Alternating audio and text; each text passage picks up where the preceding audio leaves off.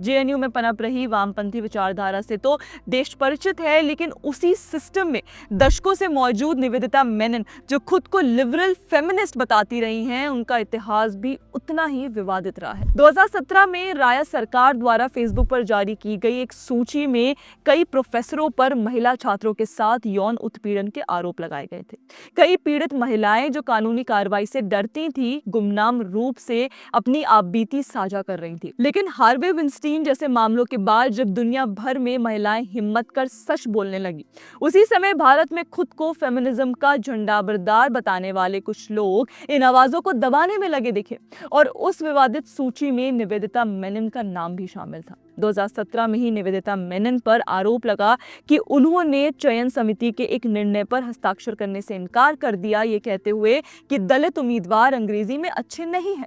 इतना ही नहीं, उन पर दलित छात्र के साथ नेम कॉलिंग का भी आरोप लगा।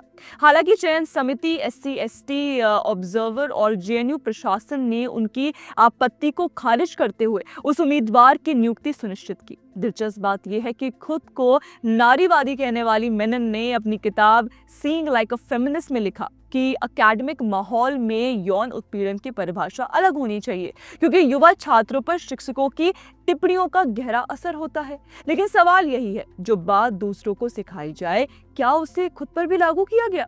2016 के एक वीडियो में निवेदिता मेनन ने हिंदू समाज को दुनिया का सबसे हिंसक समाज बताया। Hindu society must be one of the most violent, to the roots violent society in the world. The wire को दिए एक इंटरव्यू में उन्होंने कहा, हिंदू राष्ट्र एक आधुनिक पश्चिमी परियोजना है, बिल्कुल भी स्वदेशी नहीं। 2022 में उन्होंने एक और विवाद जोड़ते हुए कहा कि सेना के जवान देश सेवा नहीं, रोटी के लिए काम करते हैं।